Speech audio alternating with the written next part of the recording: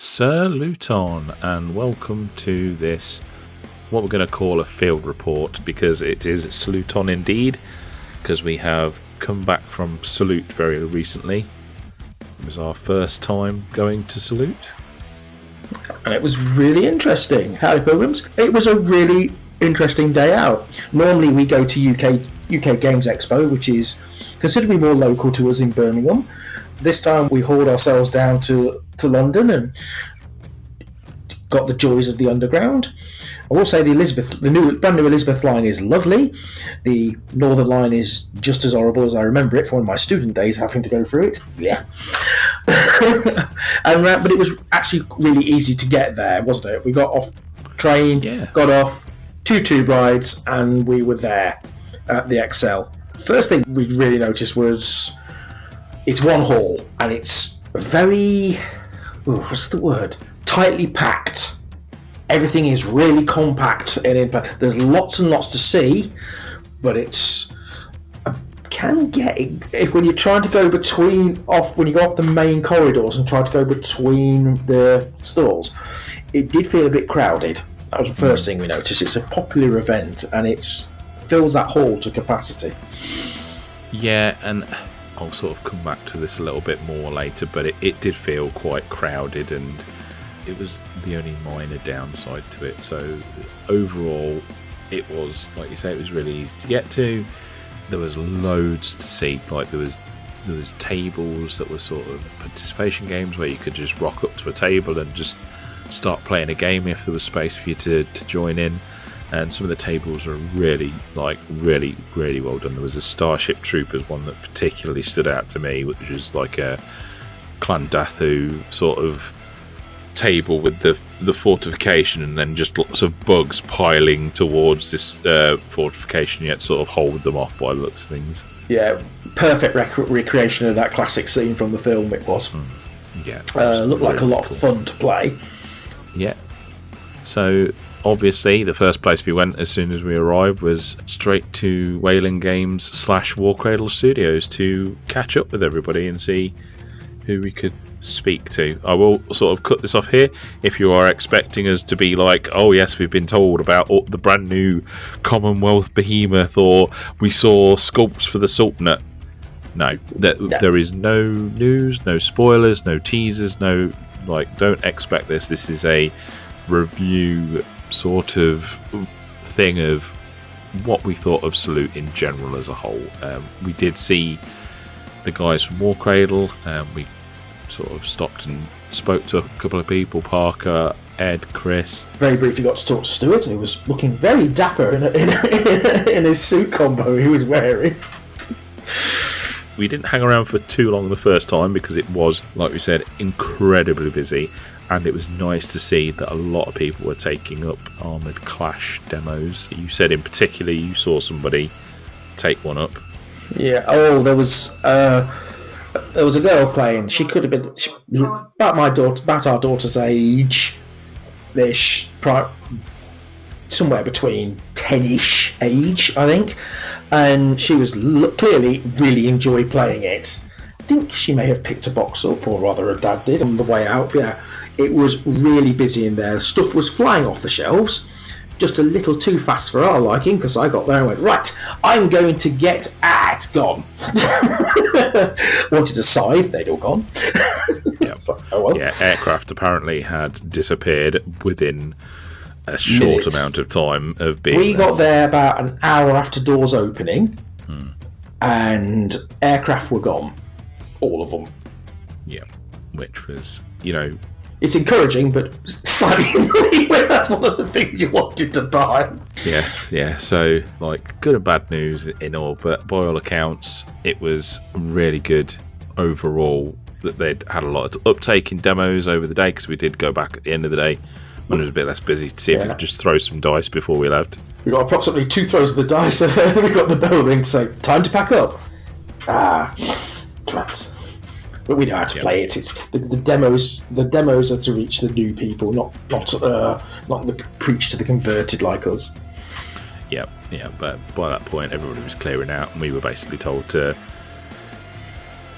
sling a ruck because they were closing. So It wasn't quite like that, but yeah. By that point, my stomach was going, I'm hungry. And I'm like, yeah, we need to find food. yeah. So hobby hauls. Let's talk briefly about our hobby hauls. Mm-hmm.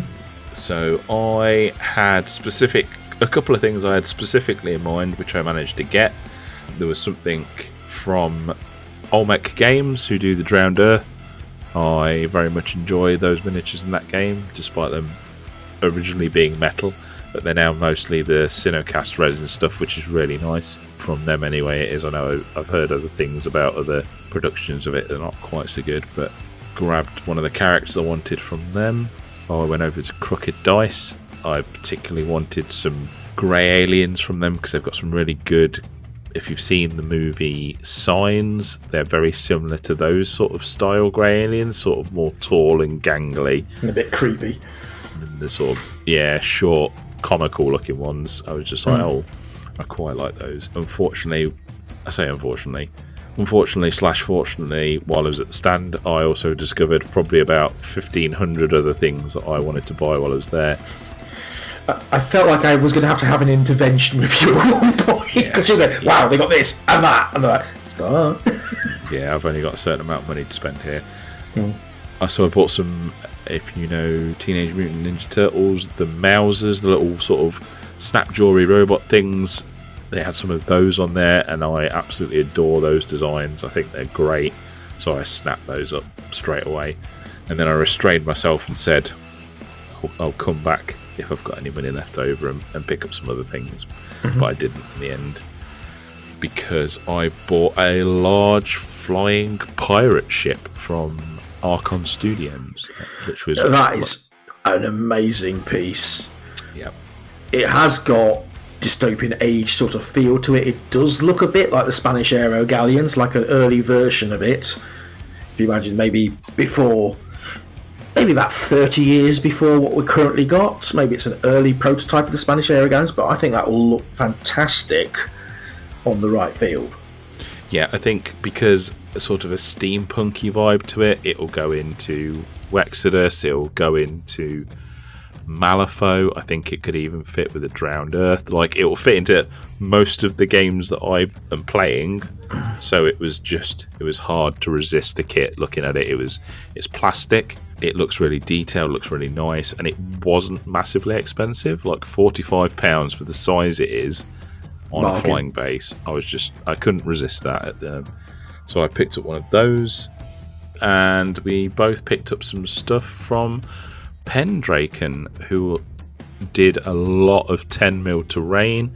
I'll put a link in the description so you can go over to their site, but there's tons of 10mm terrain there. I picked up some walls and wall corners in resin. What did you pick up?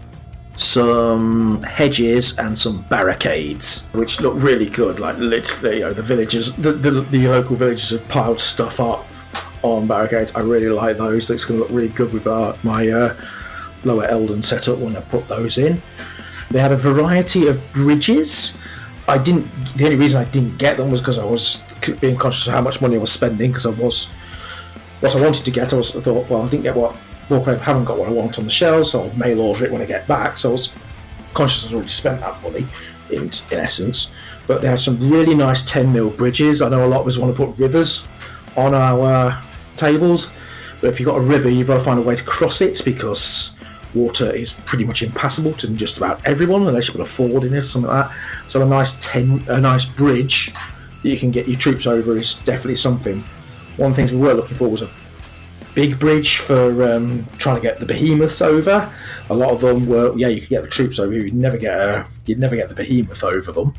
So I'm thinking maybe if I look for a 15mm scale bridge, that'll work as well as another way of doing it. But there were some really nice bridges from there. I could have spent a lot of money at Pendraken because there were just so much 10mm stuff. I thought, I could do so much with these bits. No. Pace myself. When we finished the day, I thought I could have gone back. I could have got more. I wanted to get more. So that was a good haul. And what else did we see? Deep Cut Studios they've done a collaboration with Army Painter to come up with speed paint markers. Now, I know paint markers are not a new thing, anything, but having actual speed paint in it is a new thing.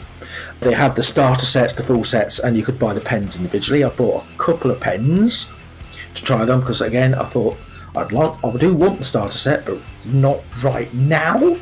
What was the starter set price? It was 40. Was it 46? Yeah, I think it was 46, wasn't it? 46. Complicated by they were actually selling it in euros as well, because they're a European company. And I just thought, I do want this, but not right now. But I grabbed a couple of pens to try out. I'm going to try them out on my scythe. Once I've got it primed, I'm going to try colouring in with that. So that's worth a look. I'm trying to think. I did buy something else. I can't think what it was now. Definitely came home with something else. Pens. Oh, the Lucky Dick thing. There was a Lucky... Oh, yeah. Being run by... I can't remember who was running it, but you got a ball with some nice quality dice in and a few interesting random bits and pieces. The dice I got were really nice, a sort of orange going into fluorescent pink, I think is the way to describe them. But it's a nice dice set I got from that. I thought it was worth it for the what did I pay £10 for that Lucky Dip, and I got a dice set that's easily worth that. So yay. That was it. And then I think the rest of it was just us looking around. I think that's what we bought, and then the rest of it was us looking around at cool stuff. Yeah, I also just remembered I bought the Star Trek Adventures role-playing game book from Modiphius, which was, again, a very cramped stall for them, unfortunately. Yeah. But yeah, that's all we bought. We did also, there was a couple of things that we had a look at out of curiosity for future endeavours. Mm-hmm. There was... So we looked at magnets stuff because transporting is, we don't, especially for Armour Clash, it's an issue. What are we going to transport these in and so on? And we found two different stores doing two different solutions. So we'll start with War Mag first. We basically sell plastic boxes with magnetic flexible sheets in. Oh, what do you call that stuff? Because it's like cut Magna card, isn't it? And then you cut that out and stick it to your bases. That was a nice budget option. You're getting the sort of plastic box that you can buy in home stores all over the place with these sheets in. Those sheets could have patterns on, or they could be plain, and you got them in variety of sizes, which I thought was, for a budget option, really nice. If you just want transport, that was definitely a way to go. And the other one we looked at was called Trident FutureWorks, who 3D print cases that also double as display stands because they've got a nice acrylic front on them. You can put lots of shelves in them, and acrylic back to let the light through. So you've got basically a display stand that you can just pick up and take with you. You're not taking everything out your display stand, putting it in your case, and so on.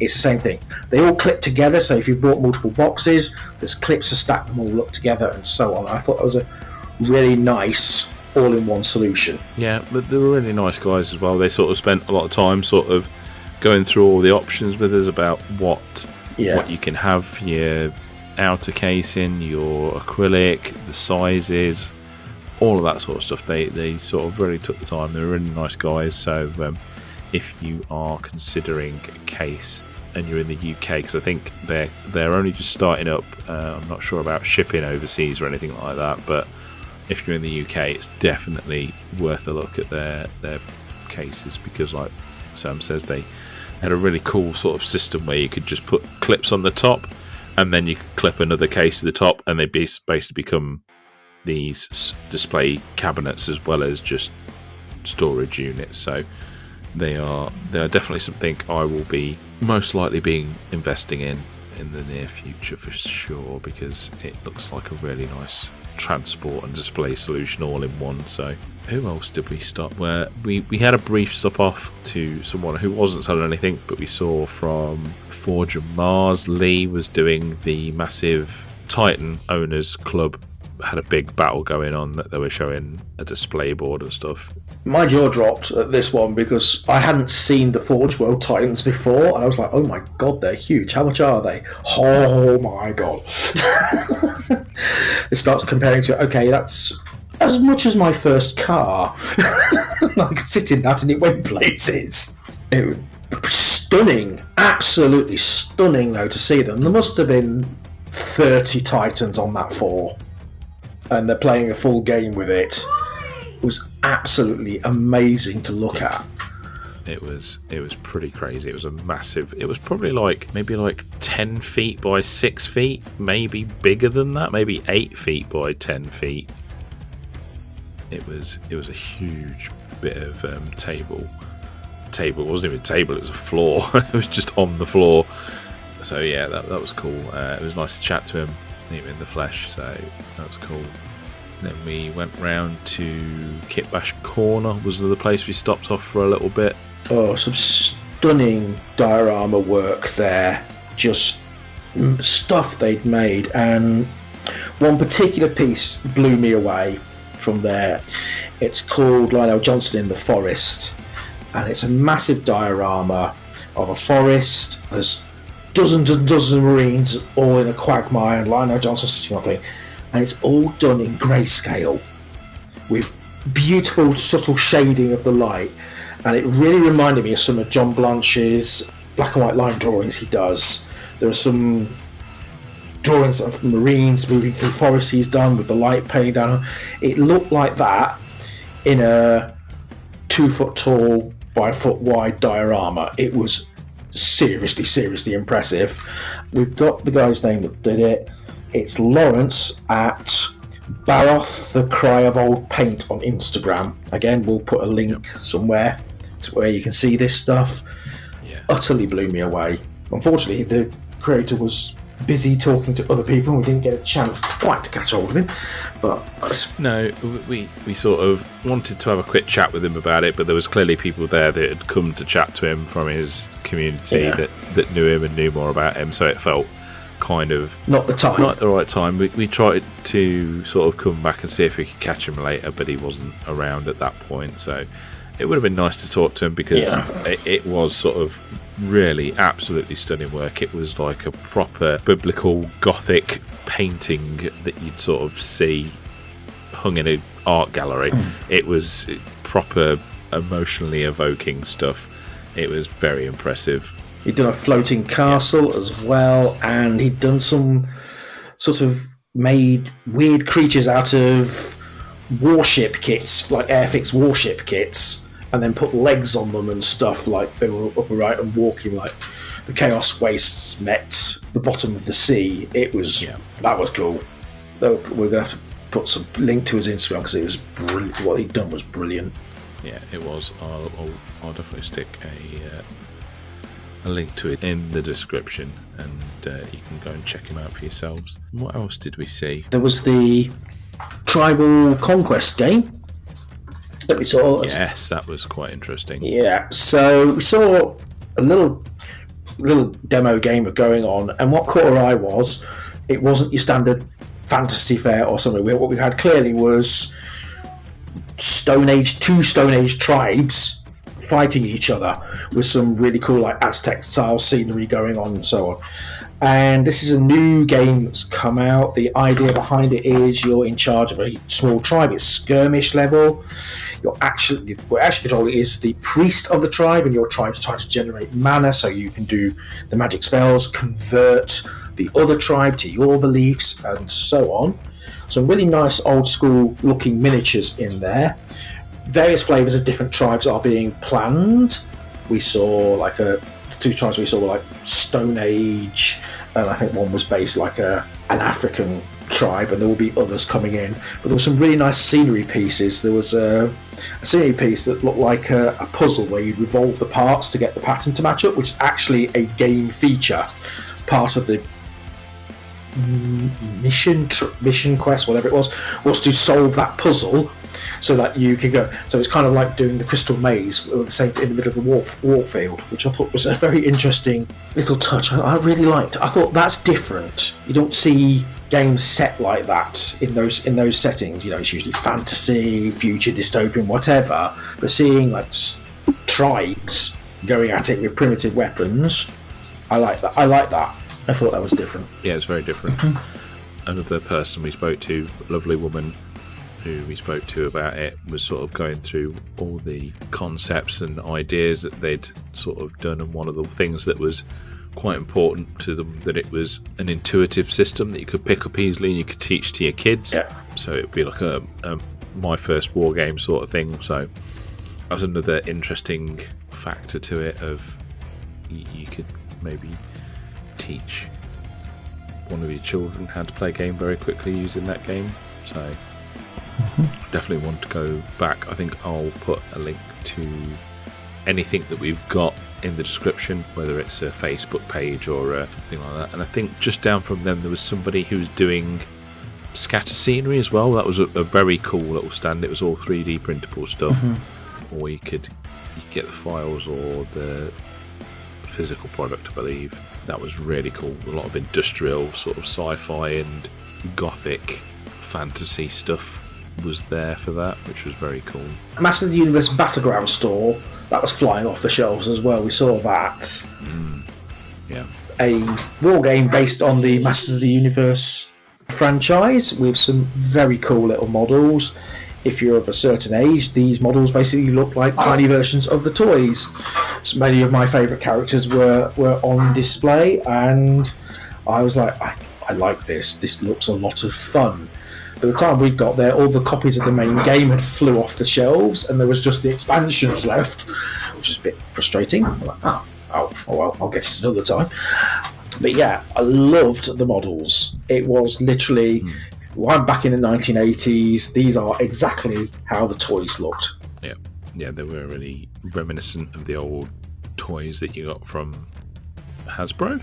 Mattel, I think. Mattel, I think, made Masters of the Universe. Yeah, I think you're right. Yeah, they were really cool. And like you say, it's a shame that the box was there, and it was another game where every time we seemed to go past the stall, there was demos happening for it. Yeah. So it was clearly quite popular, which is good. I think that's it for all the stuff that we saw for buying and stuff. There was the Rocketeer's Guide to Rocket Ships, the ones that made these very Flash Gordon-esque rockets, which I think you build yourself. I think it's like kit bashing yourself. I think I encourage it on that there.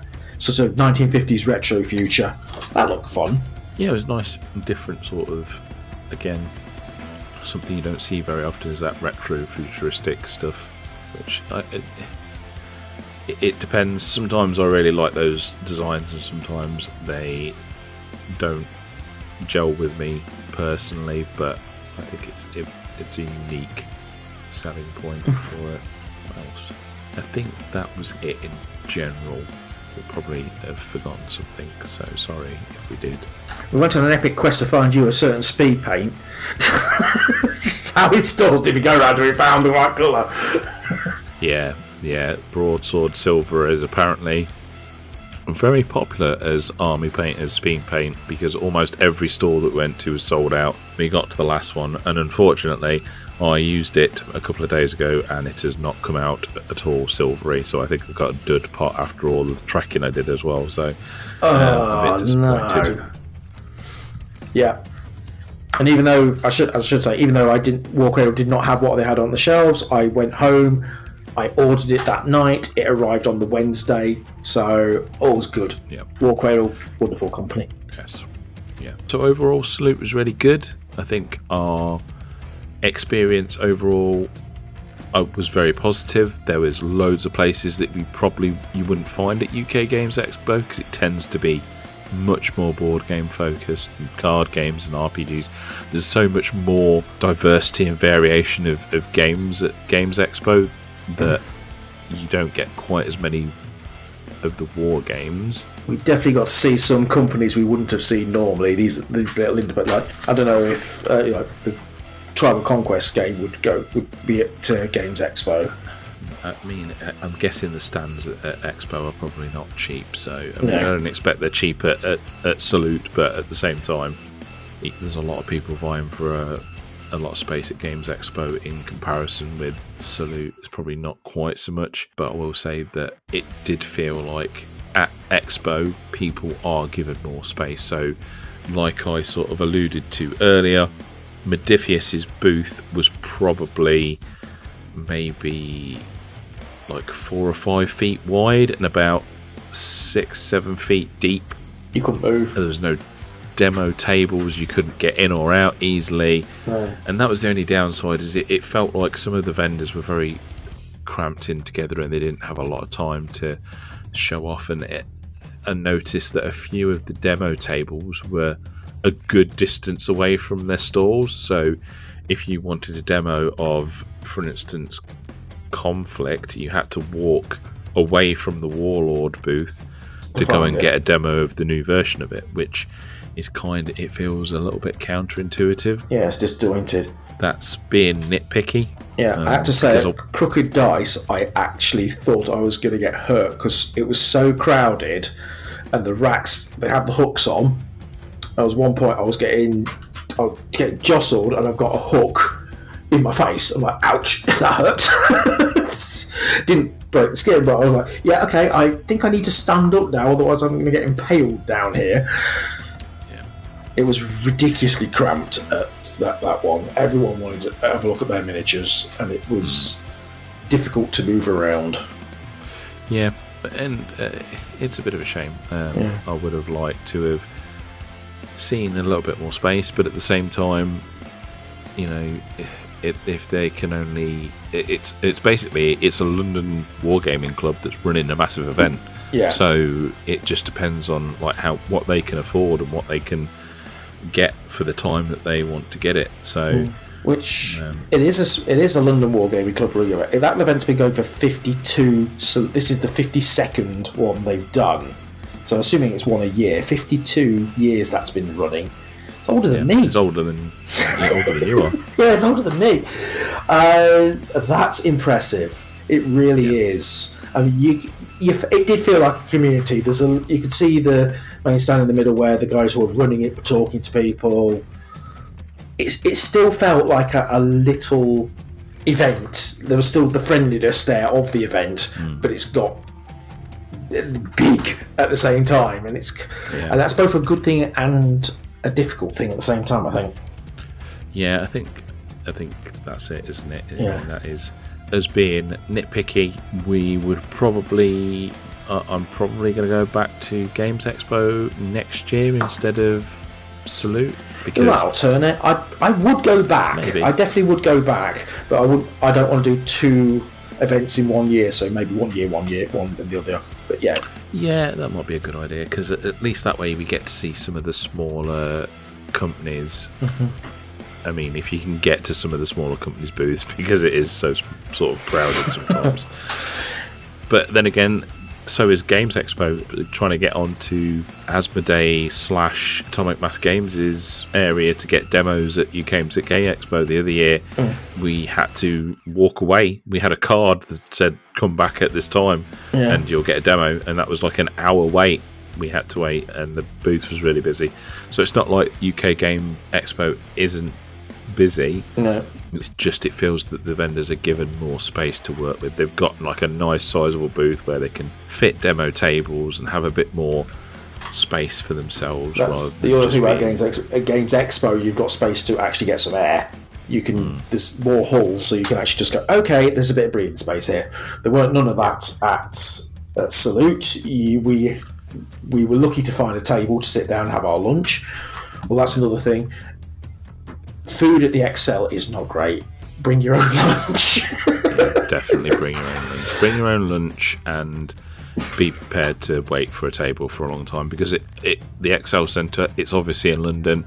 There was a Nintendo Switch 2 event on, which we tried to get into but weren't allowed into. There was a wedding expo. There was a property sales expo. It wasn't just Salute on at that weekend. There was like 4 or 5 other things happening at the same time. So it was a busy. The food halls were rammed, and the food isn't great. It's pretty bland stuff, and because it's London, it's expensive.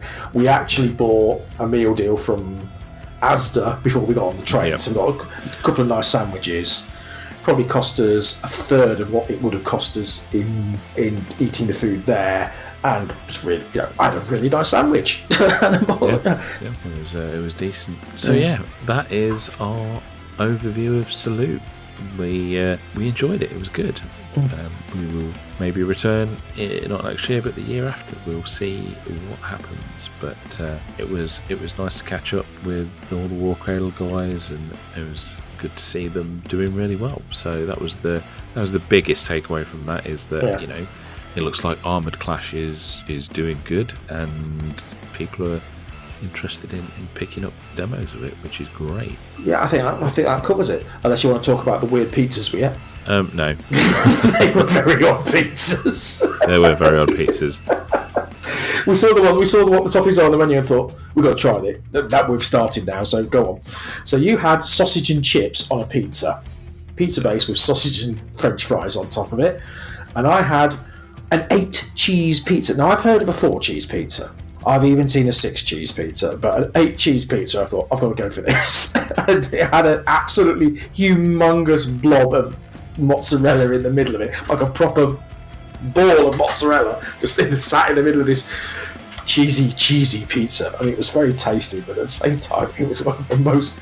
Who the heck goes, 8 cheeses? That's what I want on the pizza. Insanity. Absolute insanity. Your sausage and chip one was definitely interesting as well. I was like, okay, who thought this would work? The fact that they didn't bake the cheese over the French fries and the hot dogs was a major downside for me. Yeah, it was basically a cheese pizza with chips and sausage scattered on it. Yeah, it looked like somebody had tripped and dropped a hot dog and chips onto the top of the pizza. It was tasty, but it was poorly constructed, is all I'm going to say. I'm not going to mention the pizza place because it's a bit unfair. I enjoyed it, but it was a weird thing. I just saw that. I thought I've got to try an 8-cheese pizza because that's that was it. I think we both went, well, I've no idea if this is going to be good or bad, but I have to try this because it's insane. It was insane. I genuinely thought it was a nice pizza, but I did feel a bit afterwards. There's a lot of cheese. A lot of cheese. Right. And with that, I think this is the end of the video. So thanks for watching, everybody, and we will catch you in the next one. Happy trails, pilgrims.